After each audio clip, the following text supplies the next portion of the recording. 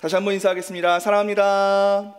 사랑합니다. 우리 좌우 앞뒤에 앉은 성도님들과 눈을 마주치면서 다시 한번 인사하겠습니다. 사랑합니다.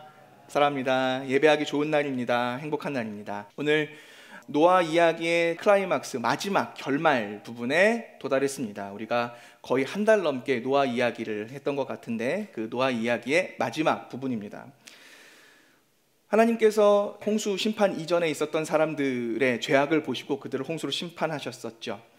자기들이 좋아하는 모든 여자들을 자신의 아내로 삼았던 이 사람들을 통해서는 더 이상 그리스도와 교회의 관계가 그들에게서 나타날 수 없기 때문에 그리스도와 교회의 관계를 유비하는 남녀의 연합을 단순한 번식으로 만들어버린 그들의 범죄함 때문에 하나님은 더 이상 그들과 함께하지 않으시고 그들에게 떠나시겠다고 이야기하셨죠. 그래서 그들은 그냥 육신이 되었습니다. 걸어다니는 고깃덩어리가 된 것이었어요. 하나님은 그런 그들을 홍수로 심판하셨습니다. 이때 노아와 그 가족들만은 방주를 짓게 하셔서 그들을 구원하셨었죠. 그때 혼돈의 물, 사망의 물 가운데에 방주가 이 노아와 가족들 대신에 던져지고 그 방주 안에 탔었던 노아는 살아나게 되었습니다. 시간이 흘러 땅에서 물이 다 빠지게 되자 하나님은 무지개를 보여주시면서 이제 다시는 물로 세상을 심판하지 않겠다고 약속하셨어요. 그러면서 노아와 그 가족들에게 생육하고 번성하여 땅에 충만하라 라고 창조 때 아담에게 하셨던 약속을, 그 축복을 동일하게 해 주셨습니다. 이제 노아와 가족들 그리고 이 피조 세계는 새로운 시작을 하게 된 것이었습니다. 하지만 창조가 된 지 얼마 안 돼서 아담이 타락했었던 것처럼, 그리고 벌거벗은 아담의 수치를 하나님이 가죽옷으로 가려주신 지 얼마 되지 않았을 때 그 아들 가인이 형제 아벨을 살해하고 첫 살인사건이 발생했었던 것처럼 홍수가 끝난 지 얼마 안 되고 새로 시작한 지 얼마 안 되었는데 오늘 본문을 보면 또 말썽이 일어나는 장면이 등장합니다. 노아가 포도주를 먹고 자신의 장막에서 취해서 벌거벗고 잠들었습니다. 그런데 아들인 함이 그 모습을 보고 형제들에게 나와서 그것을 떠들어대는 사건입니다. 이것은 그리스도인들에게 있어서 좀 충격적일 수 있죠. 왜냐하면 노아에 대한 평가는 창세기 6장에서도 얘기하고 있었던 것처럼 노아의 평가는 의인이요 단대 완전한 자라고 성경이 이야기하고 있었기 때문입니다. 그랬던 노아가 홍수 이후에 그 누구보다도 오히려 더 경건하게 살아야 될 것 같은 노아인데 오히려 그 노아가 포도주를 마시고 게다가 인사불성이 될 때까지 취해서 잠들었다니 여기서 많은 분들이 충격을 받으실 겁니다. 게다가 자신의 실수는 생각하지 않고 오히려 술에 취해서 분노 속에서 그 자녀를 향해서 저주를 합니다. 그 저주도 굉장히 깊이가 깊죠. 다른 형제들의 종이 되기를 원한다고 그렇게 저주를 해버립니다. 이게 대체 어떻게 된 일일까요? 정말 당대 완전한 자요 의인이라고 불렸던 노아가 맞을까요? 그래서 많은 사람들은 오늘 이 본문을 보면서 노아에게 크게 실망을 하게 되고는 합니다. 그래서 많은 설교자들은 이 노아의 이 술 취한 모습들을 비방을 하면서 설교를 하고 또 때로는 술이 웬수라고, 술이 문제라고 지적하면서 노아를 두둔하면서 설교를 하기도 합니다. 어쨌든 거의 대부분의 설교자들이 지적하는 것은 술이 문제라는 것이죠. 이 홍수 이후에 얼마 되지 않아서, 새로 시작한 지 얼마 되지 않아서 술 취함의 문제가 발생했고 이 범죄가 다시 이 땅에 시작하게 되었다라는 것을 많은 사람들이 지적을 합니다. 하지만 정말 술이 문제였을까요? 여러분 생각에도 오늘 본문의 이 비극은 술의 문제라고 보여지고 그렇게 생각되시나요? 그러니까 오늘 본문이 술로 인한 죄악이 이렇게 역사가 깊다, 역사와 전통이 깊은 문제다, 우리도 그 술의 문제에 대해서 조심하자, 그 내용을 전하기 위해서 기록한 본문일까요? 그런데 이렇게 노아에 대한 그런 시선과 비방을 사실 똑같은 그 기준으로 예수님도 비방을 당했었죠. 누가복음 7장을 보면 인자는 와서 먹고 마시매 너희 말이 보라 먹기를 탐하고 포도주를 즐기는 사람이요 세리와 죄인의 친구로다 하면서 예수님께도 사람들이 먹기를 탐하고 포도주를 즐기는 사람이라고 비방을 하고 손가락질을 했었습니다. 심지어 예수님은 포도주를 그냥 단순히 많이 마시고 즐기는 분이셨을 뿐만 아니라 심지어 포도주를 직접 만들기도 하셨었어요. 예수께서 그들에게 이르시되 항아리에 물을 채우라 하신즉 아기까지 채우니 연회장은 물로 된 포도주를 맛보고도 어디서 났는지 알지 못하되 물 떠온 하인들은 알더라. 술이 문제라고 많은 사람들이 생각하고 있는데 예수님은 술을 즐기셨을 뿐 아니라 술까지 만드셨단 말이에요. 이것을 우리는 어떻게 바라보고 생각해야 될까요? 술이 문제라고 일단 선입견부터 가지고 시작하는 그것은 분명히 한국 교회라는 특정한 컨텍스트 안에서 생기는 문제입니다. 술에 대한 강박관념이 있기 때문에 본문을 그렇게 보는 것이죠. 저는 오늘 술 마셔도 괜찮다, 술 마시는 것은 죄가 아니다, 그런 것들에 대해서 이야기하면서 술에 대한 자유를 선포하려고 이런 부분을 언급하는 것은 아닙니다. 기독교인들은 술을 마시지 않는다는 금주의 그 전통은, 술을 마시지 않는 그 전통은 한국 교회 안에서 매우 소중한 전통입니다. 그리고 저 개인적으로도 지금까지도 유효하고 지켜져야 하는 전통이라고 생각을 하고 있습니다. 처음에 이 조선 땅에 복음이 들어올 때에 선교사들을 통해서 보여진 한국의 모습은 어땠냐면, 조선의 모습은 어땠냐면, 이 사람들은 매일같이 술을 마시는 술주정뱅이들의 나라였습니다. 어른 아이 할 것 없이 모두가 다 대낮부터 술에 취해 있었어요. 관료들은 모두가 반주하는 문화가 당연했고 아이들도 술집기로 만든 떡을 먹어서 어른 아이 할 것 없이 모두가 취해 있는 나라였었습니다. 물이 깨끗하지 않아서 음료 대용으로 술이 사용된 것도 아니었어요. 서구 사회 같은 경우에는 물에 석회 성분이 너무 많죠. 중국만 하더라도 그래서 차 문화가 발전했잖아요. 그것처럼 서구 사회에서는 이 깨끗한 음료를 얻기가 어려워서 그래서 술을 주조하는 것이 발전했고 그런 문화가 퍼져 있었습니다. 그러나 조선이라는 사회는 그렇지 않았어요. 물이 깨끗하고 그 물이 차고 넘치는 곳이었기 때문입니다. 그래서 사람들은 오직 취하기 위해서 술을 만들었고, 실제로 이런 술 문화를 빼면 당시의 모든 사회생활이 스톱될 지경이었습니다. 그래서 선교사들이 이 한국 사회를 보면서, 이 조선 사회를 보면서 성도들이 세상과 구별되어서 세상 사람들과 전혀 다르게 구별된 사람으로서 살아가게 하기 위한 방편으로 생각한 것이 무엇이었냐면 그것이 금주였어요. 세상과 구별되어 세상과 단절된 삶을, 구별된 삶을 살아가도록 실천하는 행동, 적용이었던 것이죠. 그것이 금주였습니다. 그리고 그것은 한국 사회에서 그리스도인들의 상징과 같이 되었죠. 그리스도인들은 술을 마시지 않는다는 것입니다. 그것이 한국 사회, 한국 기독교의 전통입니다. 지금도 한국 사회는 여전히 술에 대해서 관대하죠. 술을 마시고 범죄를 하면 가중처벌되는 것이 아니라 오히려 그 처벌이 조금 약해지는 그런 사회이고, 사회에서도 직장에서도 서로 술을 권하고 술 없이는 사회생활이 어려운, 한마디로 술의 나라입니다. 그리스도인들이 인사고과를 걱정하게 되는 것은 회식 때 이 술 문화와 관련해서 자신에게 불이익이 올까봐 걱정하게 되는 사회거든요. 그렇기 때문에 여전히 그 전통은, 금주하는 전통은 한국에서 살아가는 그리스도인들에게는 저는 유효하다고 믿고 있습니다. 세상과 구별된 삶을 살아가기 위해서 반드시 지켜져야 하는 전통이라고 생각합니다.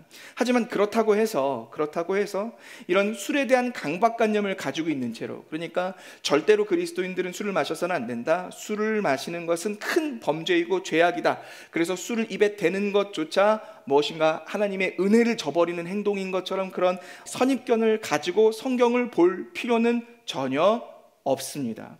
그것은 분명히 한국 사회라는 특정한 컨텍스트 안에서만 유효한 사고 방식인 것이죠. 사실 성경에서는 이 포도주를 그런 식으로 부정적으로만 다루고 있지는 않습니다. 바울은 심지어 디모데에게 너의 몸을 위해선 포도주를 좀 마시라고 권하기까지 했어요. 디모데전서 5장을 보면 이제부터는 물만 마시지 말고 내 위장과 자주 나는 병을 위하여는 포도주를 조금씩 쓰라고 말합니다.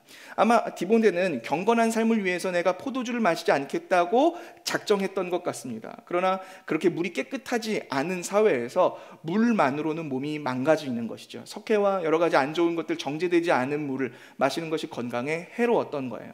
그래서 바울은 오히려 포도주를 좀 마시라고 디모데에게 권할 정도였었습니다.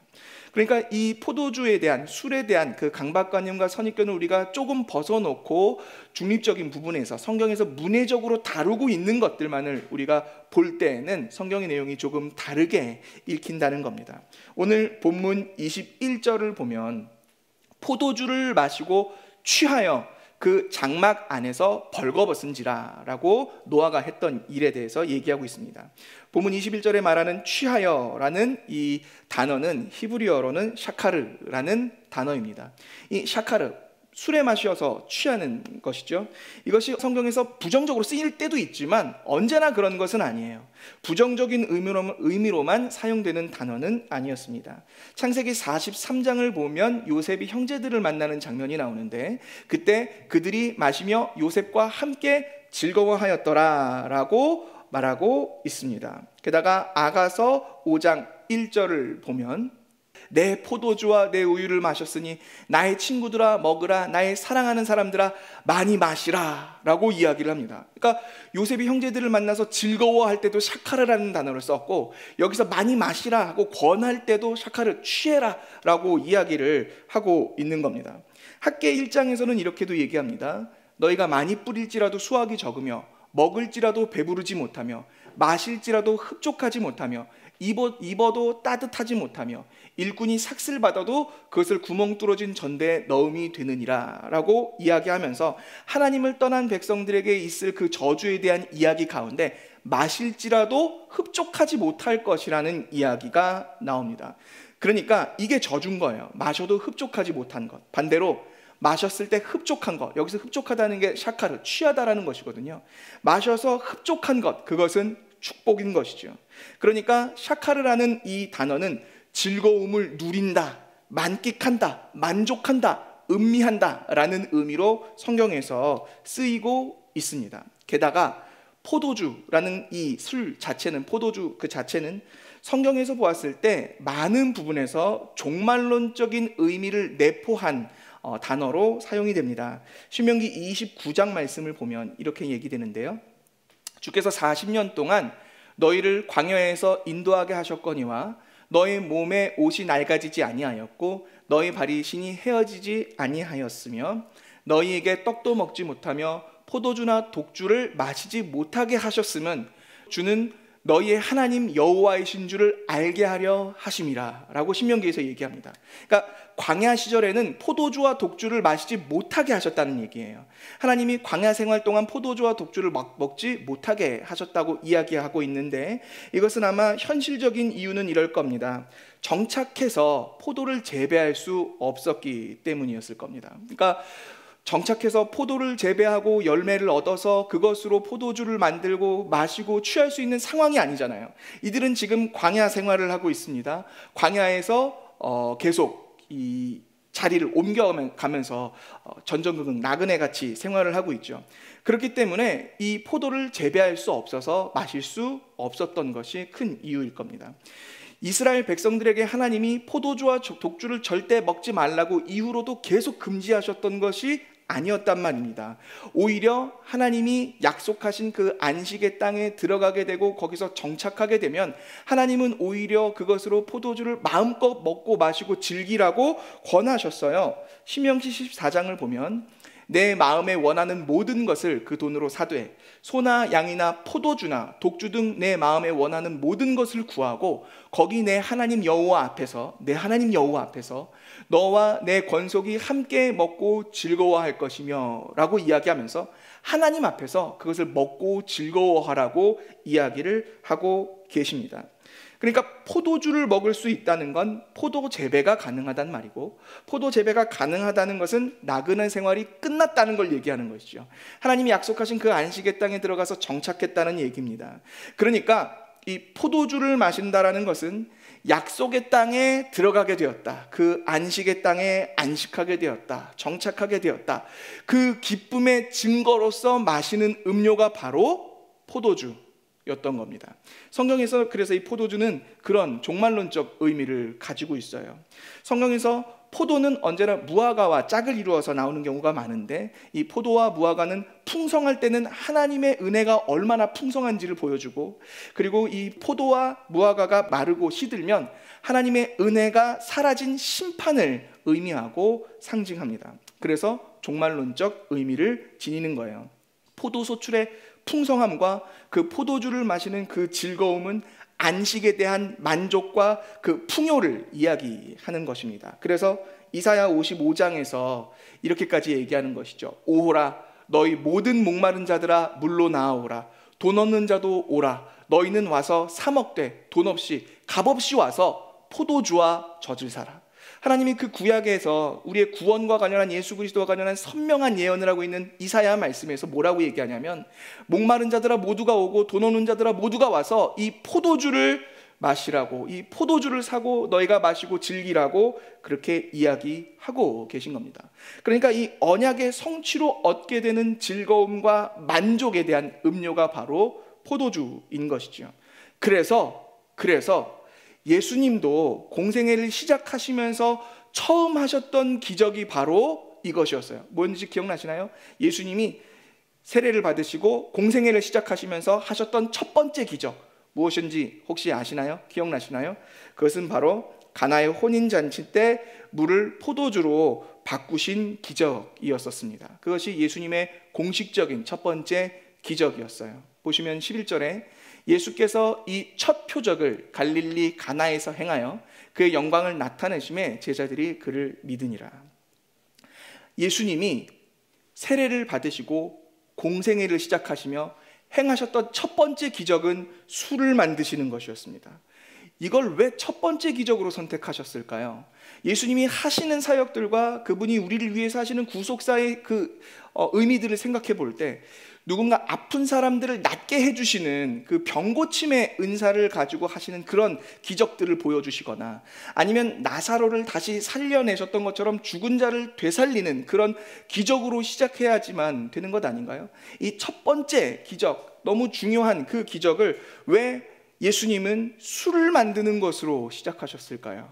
왜, 이유가 무엇인지 이해가 되시나요? 그것은 옛 언약이 이제 새로워져서 새 언약으로 완성되고 있음을, 그래서 이제 그들이 약속한 그 땅, 새하늘과 새 땅, 그 약속의 땅, 그 안식의 땅, 그 천국이 이제 그들에게 임하고 있음을, 그것이 그들에게 시작되고 있음을 보이기 위해서 예수님은 첫 번째 기적으로 그 포도주를 만드시고 그것으로 모든 사람들로 마시고 누리고 즐거워하게 하신 것이었습니다. 그러니까 예수님은 그 포도주를 종말론적 의미에서, 언약적 의미에서 사용하고 계신 것이죠. 예수님이 최후의 만찬 때도 이 포도주를 마셨어요. 그때 예수님은 이렇게 이야기하셨었습니다. 그러나 너희에게 이르노니 내가 포도나무에서 난 것을 이제부터 내 아버지의 나라에서 새 것으로 너희와 함께 마시는 날까지 마시지 아니하리라 하시니라. 예수님이 최후의 만찬 때 뭐라고 얘기하셨냐면, 내가 이 포도나무에서 난 것, 즉 포도주를 아버지의 나라에서 새 것으로 너희와 함께 마시는 날이, 그때가 올 때까지 나는 이제 앞으로 포도주를 마시지 않겠다 이야기하시는 거예요. 마치 광야에서 이 이스라엘 백성들이 안식의 땅에 들어가고 그 나라를 완전히 성취하고 얻을 때까지 포도주와 독주를 마시지 못했던 것처럼, 예수님은 이제 그 날이 올 때까지 다시 마시지 않겠다, 그렇게 이야기를 하십니다. 그리고 실제로 십자가상에서 예수님은 쓸개 탄 포도주를 마시지 않았어요. 이 십자가에서 달리는 그 고통을 조금이라도 완화시켜 줄 수 있는 마취제 같은 역할로서 이 쓸개 탄 포도주를 죄인들에게 먹게 하는 일종의 나름의 좀 은혜였는데, 이게 은혜라고 보기는 사실 어렵죠. 더 고통을 오래 느끼게 하기 위해서 이 고통을 버틸 수 있도록 도와주는 것이었으니까 이걸 은혜라고 보기는 어렵겠지만, 어쨌든 예수님은 이 쓸개 탄 포도주를 마시지 않았어요. 그 전날 제자들과 하신 약속이 있었기 때문입니다. 그런데 그랬던 예수님이, 그 포도주를 마시지 않겠다고 하셨던 그 예수님이 십자가에서 그 마지막 최후의 순간에는 포도주를 마셨습니다. 예수께서 신포도주를 받으신 후에 이르시되 다 이루었다 하시고 머리를 숙이니 영혼이 떠나가시니라. 예수님이 십자가에서 그 마지막 순간에는 견디지 못하고 포도주를 마신 것처럼 성경이 이야기를 하고 있단 말이죠. 분명히 그 전날 내가 하나님의 나라가 너희 가운데 온전히 임하기 전까지는 내가 포도주를 마시지 않겠다고 제자들에게 이야기하셨었는데 하루도 되지 않아서 포도주를 드신 것이죠. 이게 무슨 의미인가요? 이게 무슨 말인가요? 예수님이 의지박약하신 분이라는 걸 보여주는 건가요? 우리와 마찬가지로 그 죄의 유혹에 뭔가 그 유혹에 쉽게 넘어갈 수 있는 그런 분이었다라는 걸 얘기하고 있는 것인가요? 아니죠. 그걸 얘기하는 것이 아닙니다. 지금 예수님께서 다 이루었다 말씀하시기 전에 그 포도주를 드신 것은 말 그대로 그것이 지금 그 십자가상에서 완성되었음을 이야기하는 겁니다. 그 약속하셨던 아버지의 나라가, 그 하나님의 나라가 이제 예수님의 십자가 사건으로 완성되었음을 얘기하는 것이죠. 그래서 다 이루었다 하고 말씀하신 거예요. 그러니까 예수님이 약속하셨던 그 성경에서 약속하셨던 그 언약, 그 안식의 땅이 예수 그리스도의 십자가 사건으로 충분하게 완전히 완성되었음을 선언하시며 이때가 바로 그 순간임을 보여주시기 위해 예수님은 성경을 응하게 하시려고 그 포도주를 마신 것이었습니다. 그만큼 이 포도주는 종말론적인 의미에서 안식과 그 정착과 그 평안과 만족과 그 즐거움을 나타낼 때 사용되는 언약적인 음료인 것이죠.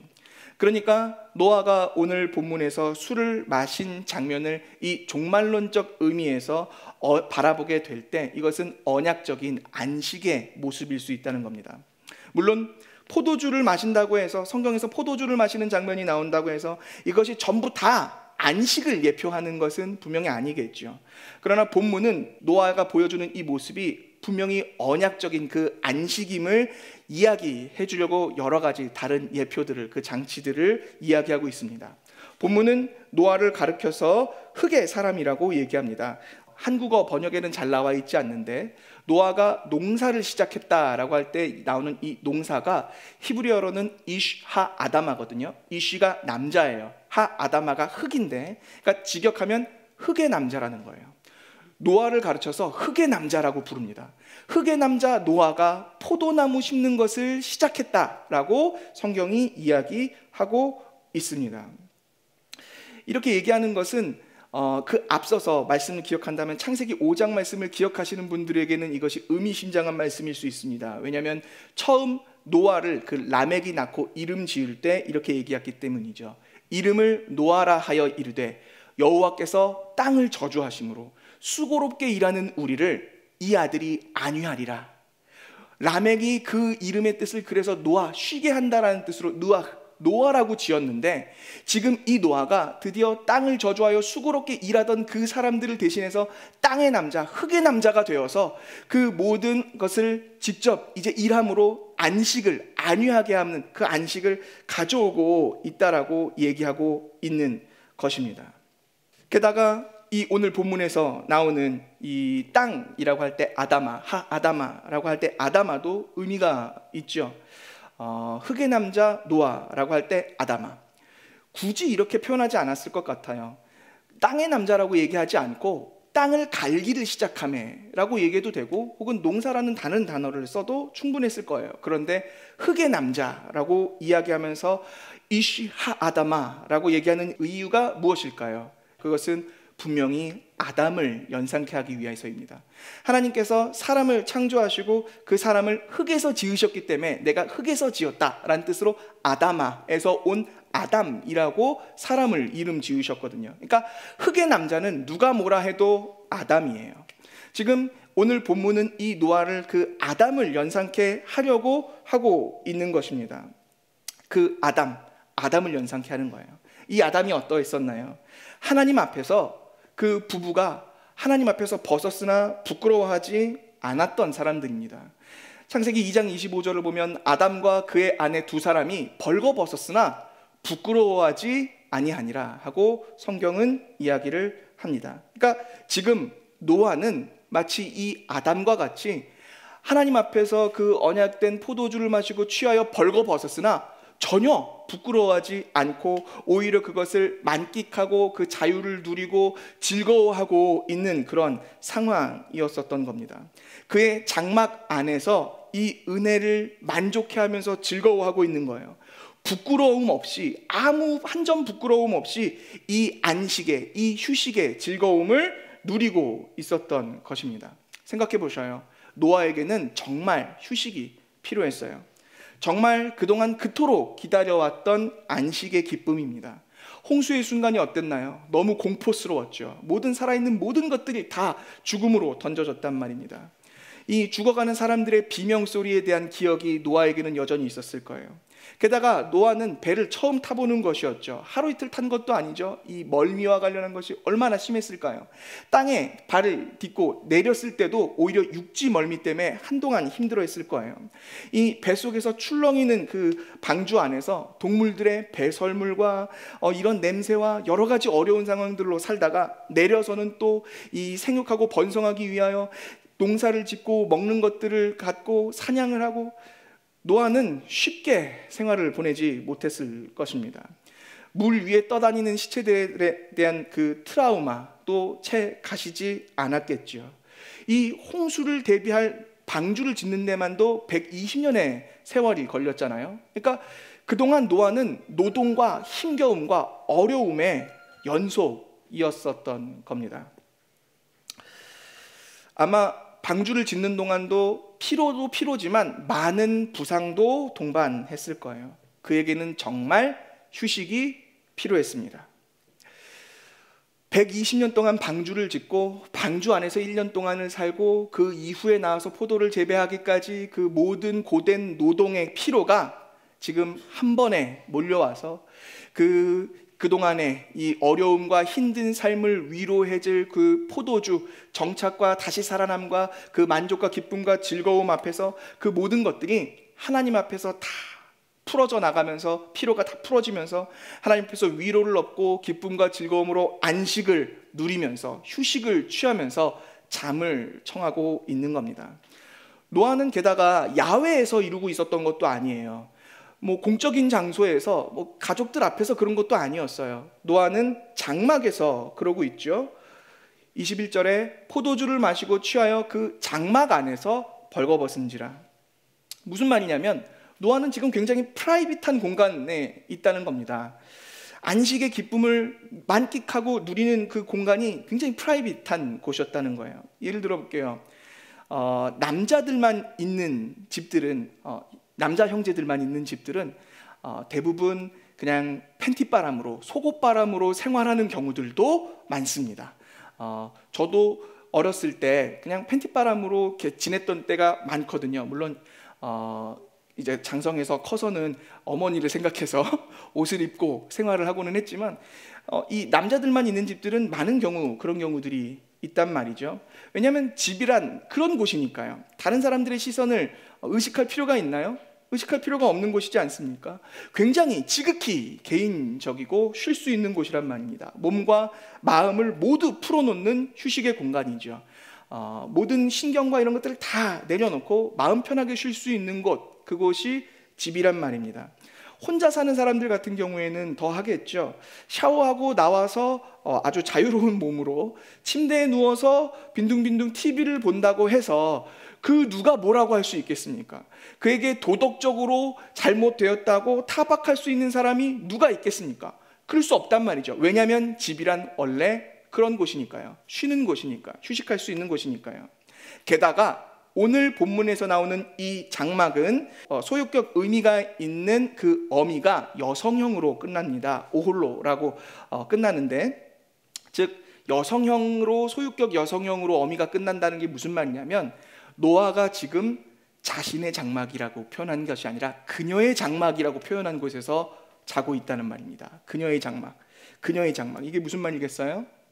노아는 지금 아내의 장막에서 벌거벗고 있는 것입니다. 그러니까 부부가 취하여서 벌거벗고 있음은 부부 관계에, 부부 사이에 있는 둘만의 그 은밀한 즐거움과 그 만족을 완곡하게 표현해 주고 있는 단어인 것이죠. 신랑과 신부 사이에 개인적이고 은밀하고 그 깊은 즐거움과 만족의 그 사랑의 시간을 갖고 있음을 완곡하게 알려주는 그런 표현인 겁니다. 우리가 익히 설교하면서 얘기했지만 남자와 이 여자의 연합은 그리스도와 교회의 관계를 유비한다고 했었죠. 그러니까 신랑 되신 주님과 신부된 교회의 개인적이고 그 깊고 은밀하고 즐겁고 그 만족이 누려지는 그런 사랑의 시간들을 얘기하고 있는 것이죠. 노아는 성령에 의해서 세술에 취한 사람만큼이나 지금 자신의 이름 그대로 누아흐, 하나님 앞에서 안식을, 휴식을 누리고 있는 것입니다. 그런데 오늘 이 본문에서 노아가 누리고 있는 안식은 얼마 가지 못했죠. 이 안식은 방해를 받았습니다. 휴식의 공간이 침범을 받은 거예요. 생각해 보셔요. 개인 그 사생활이 침범되는 것은 이것은 범죄인 것이죠. 개인 사생활을 침해하는 것은 범죄잖아요. 생각해 보세요. 집에서 내가 나체로 벌거벗어서 자유롭게 그렇게 쉬고 있는데 저기서 뭔가 반짝하는 것이 있어서 저게 뭐지? 하고 가서 봤더니 몰카인 거예요. 그럼 그 순간 어떻게 되죠? 벌거벗음은 우리에게 자유이고 휴식이었다가 이것은 더 이상 휴식과 자유와 즐거움이 되지 못하게 됩니다. 벌거벗음은 벌거벗겨짐으로 바뀌게 되는 것이죠. 장막 안에서 벌거벗고 누리던 그 안식은 그것이 침해받는 순간 졸지에 벌거벗겨짐이 되어 버리게 된 것입니다. 한술 더 떠서 함은 그 노아의 안식을 두고 나아가 형제들에게 이야기하며 이것을 조롱합니다. 오늘 본문에서 이야기하는 것은 이야기거리로 삼다라는 뜻을 가지고 있거든요. 그러니까 이것을 희화하는 거죠. 가십거리로 만드는 겁니다. 조롱거리로 만드는 거예요.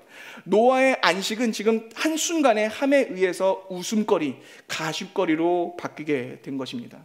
그동안 노아가 했었던 모든 수고와 노고가 함에 의해서 무시되고 조롱거리가 되고 가십거리로 전락해 버리는 순간인 겁니다. 즉 함은 단순히 아버지의 발가벗음만을 비웃은 것이 아니라 하나님 앞에서 누리게 되는 그 안식 자체를 조롱하고 비웃은 것이죠. 그 깊은 만족, 그 깊은 안식, 그 평안, 그 정착과 관련한 하나님의 언약과 약속 그 자체를 우스갯거리로 만든 것입니다. 우리 주님 예수 그리스도도 십자가상에서 그 포도주를 드시기 직전에 발가벗김을 당하셨죠. 속옷을 제비 뽑아서 그 군인들이 나누어 가져갔습니다. 그 속옷은 아예 통으로 짜져 있는 것이어서 찢지 않고 그냥 아예 나눠서 가져가 버렸어요. 그 모습을 보고 사람들은 희희낙낙거리면서 웃으면서 조롱을 했습니다. 그 옷을 제비 뽑아서 가져갔어요. 사랑하는 여러분, 그 은혜를 그리스도께서 우리에게 베풀어 주신 그 은혜가 얼마나 큰 것인지 알고 인지하고 그 마음으로 그것에 감사함을 느끼며 하나님을 사랑하고 그것을 소중히 여기는 사람이 감히 그리스도 예수께서 우리를 위해서 벗겨지심을 당한 그 사건을 가지고 희롱할 수 있을까요? 그럴 수 없을 겁니다.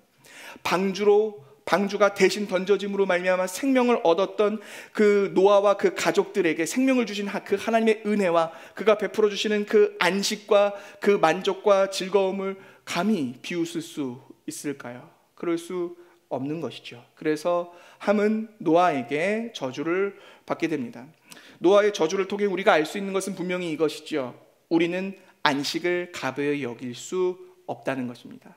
안식을 가벼이 여겨서는 안 된다는 것이죠. 그 안식을 하나님 앞에서 누리게 되는 그 즐거움과 만족과 그 안식을 그 개인적인 하나님 앞에서 누리게 되는 그 신앙의 즐거움을 우스히 여기는 자는 그 땅을 결코 유업으로 받을 수 없습니다.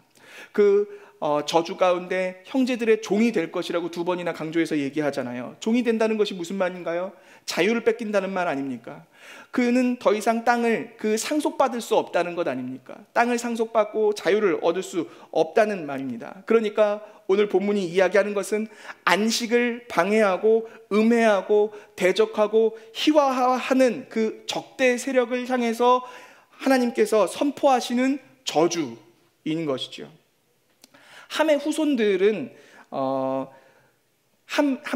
가나안만 있었던 건 아니에요. 함의 아들들 이름이 10장 6절에 나오는데 함의 아들은 구스와 미스라임과 붓과 가나안이라고 얘기합니다. 여기서 구스는 구스 사람이라고 이 얼굴이 검은 사람들, 아프리카 사람들을 얘기하고, 미스라임은 이집트를 얘기하거든요. 이집트 사람들을 미스라임 사람들이라고 하는데, 이집트, 붓, 가나안, 이거 전부 다 아프리카 쪽에 몰려 있는 사람들입니다. 그래서 아주 훗날 이 노예들을 아프리카에서 사냥해 왔을 때 이 흑인들은 하나님께서 셈과 야벳 족속에게 종으로 주셨다고 그들을 노예로 부리는 것은 성경적이고 신학적이고 정당한 것이라고 교회가 발벗고 나서서 먼저 그것이 하나님의 질서고 명령이라고 얘기했던 때가 있었어요.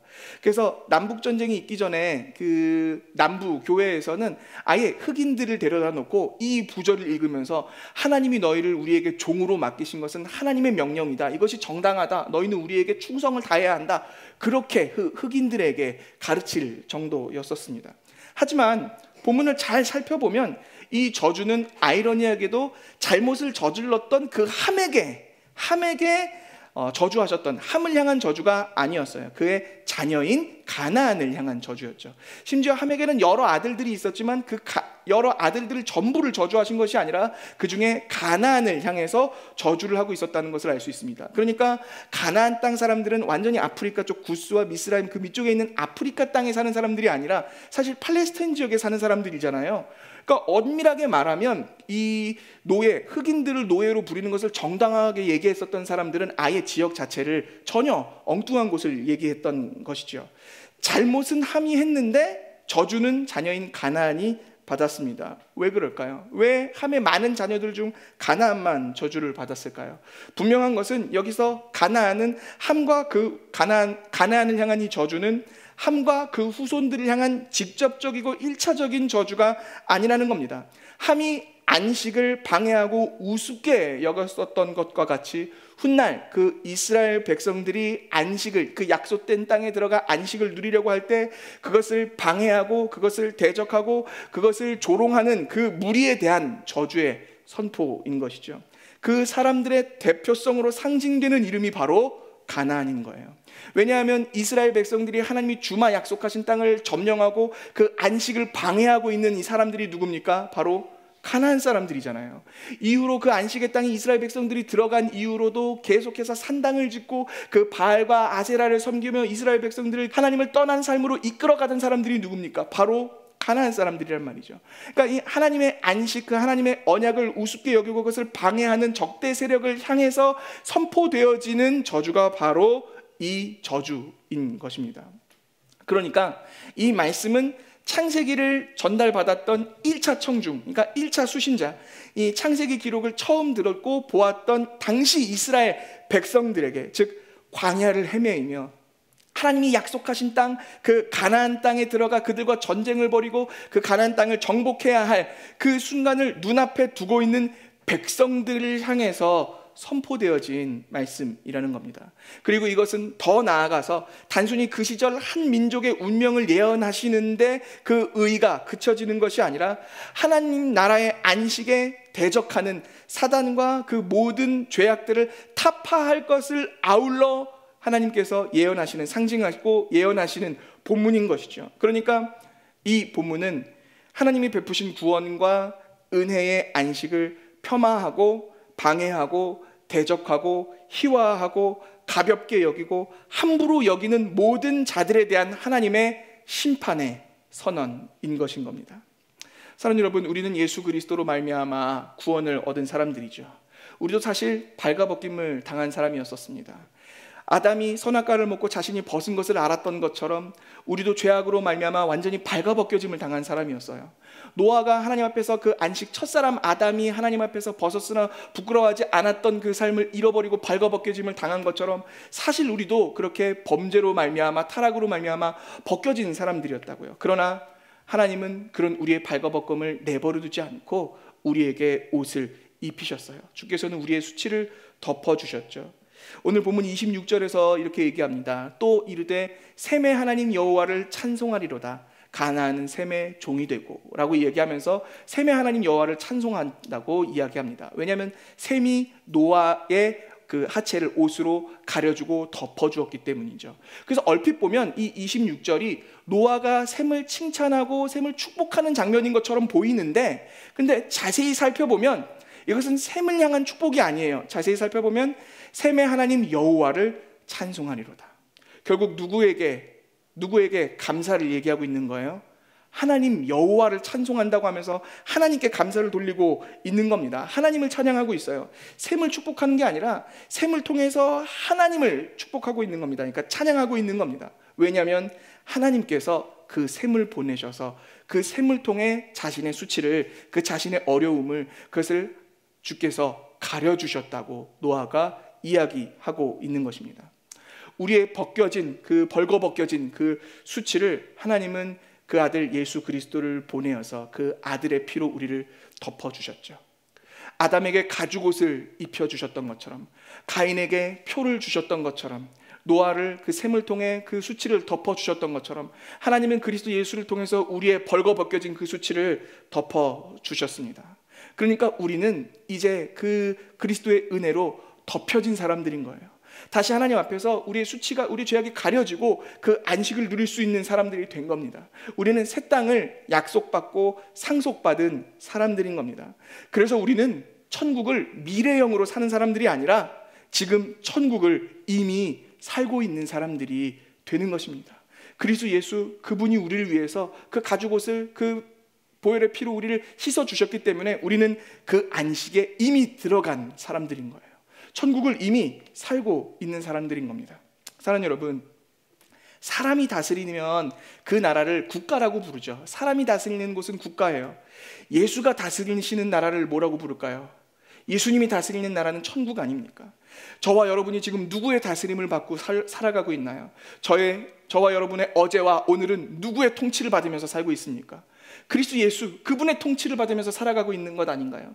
그렇다면 우리는 천국을 미래형으로 살고 있는 사람들이 아니라 지금 천국을 살아가고 있는 것이죠. 우리는 이미 천국을 소유했고 그 땅을 상속받았고 그 구원의 은혜와 안식을 얻은 사람들입니다. 그렇기 때문에 우리는 이 안식을 이제 누리면서 살아야 하는 것이죠. 이 안식을 음미하면서 살아야 하는 것이죠. 이 안식으로 즐거워하면서 살아가야 하는 것이죠. 이 안식을 결코 가벼이 여기면서 살아가서는 안 되는 사람들이라는 말입니다. 주님은 이 안식을 누리게 하기 위해서 우리에게 무엇을 주시냐면 우리에게 포도주를 주셔요. 자신의 피로 포도주를 삼아 우리에게 주시는 분이십니다. 우리는 그것을 먹고 마시고 누리면 되는 사람들인 거예요. 식후에 또한 그와 같이 잔을 가지시고 이르시되 이 잔은 내 피로 세운 새 언약이니 이것을 행하여 마실 때마다 나를 기념하라 하셨으니 아멘. 그러니까 예수님이 우리에게 성찬을 주신 것은 무엇이냐면 이제 우리가 그 안식의 땅에 들어간 사람들이기 때문에 그 포도주 안식의 그 언약의 그 종말론적 의미의 그 안식의 음료를 마시고 우리로 그것을 누리고 살라고 우리에게 음료를 주시는 것입니다. 그렇기 때문에 사랑하는 여러분, 우리는 이것을 누리면서 살아야 하는 것이죠. 결코 이 안식을 소홀히 여겨서는 안 되는 겁니다. 이 안식을 소홀히 여기는 자에게 유업으로 받을 땅은 없을 거예요. 우리는 주의 자녀가 되었기에 이것을 결코 소홀히 여겨서는 안 되는 것이죠. 그런데 사실 안타깝게도 우리는 예수 그리스도가 나의 만족, 나의 안식, 즐거움, 소망이 아니라 때로 여전히 한시적이고 그리고 영원하지 못한 것들에 우리의 마음을 두고 그것에 우리의 시선을 두고 살아갈 때가 많습니다. 그래서 그것에 시선을 두고 살아가다 보니까 내 삶에서는 부족한 것이 너무나 많아 보이는 것이죠. 내 삶을 돌아보면서 이게 어떻게 안식이냐고, 이게 어떻게 평안이냐고, 이게 어떻게 복이냐고, 이것이 어떻게 형통이냐고, 이것이 어떻게 천국이냐고 우리가 얘기할 때가 많단 말입니다. 내 눈에 보기에 자기의 소견에 만족이 없어서 떠들어대는 그런 것들은 안식을 소홀히 여기는 것입니다. 그 안식으로 우리가 즐거움으로 만족하고 사는 것이 아니란 말이죠. 우리의 삶이 내가 원하는 바와 내 죄성이 내 옛사람의 모습이 원하는 바와 다르다고 해서 그 고난의 모습으로 나온다고 해서 불평할 수 있을까요? 불평하고 원망한다는 것은 지금껏 나를 이렇게 이끌어 오신 하나님을 원망한다는 것이죠. 지금 내가 서 있는 곳이 안식의 땅이 아니라고 비아냥대고 있는 것이죠. 말로는 하나님을 사랑한다고 이야기하면서, 신뢰한다고 얘기하면서, 따른다고 이야기하면서, 믿는다고 이야기하면서, 눈물로서 날마다 기도하면서, 그러면서 사실 행동으로는 하나님을 원망하고 불평하고 이것이 어떻게 형통이냐고 하나님께 되물으면서 하나님의 안식을 조롱하는 행위를 우리는 너무 많은 경우에 하고 있는 것이 아닌가 하는 말입니다. 그것은 그의 통치를 받지 않는 삶의 모습인 것이죠. 실천적으로는 무신론의 삶을 살아가고 있는 것입니다. 우리는 그리스도의 희생으로 얻게 된 이 안식을 소중히 여기며 그것으로 만족을 누리며 그것으로 즐거움을 누리며 살아가야 하는 사람들인 겁니다. 우리의 삶은 안식의 대적인 저 약속의 땅인 가나안 땅을 사로잡은 자들과의 전투, 치열한 전쟁의 연속이 우리의 삶이지만, 그럼에도 불구하고 우리는 그 땅을 약속받은 사람답게 살아가야 하는 것입니다. 이미 그 약속의 땅을 밟고 살아가는 사람답게 살아가야 하는 것입니다. 그렇게 우리의 삶은 우리의 존재 목적이 될 수 없습니다. 다시요, 우리의 삶은 우리 존재의 목적이 될 수 없어요. 내 삶은 우리의 목적이 아니라 수단인 것입니다. 주의 나라와 영광, 그 안식의 땅을 향해 살아가는 모든 그 과정은 주의 나라와 영광을 위한 수단이 되어야 하는 것이죠.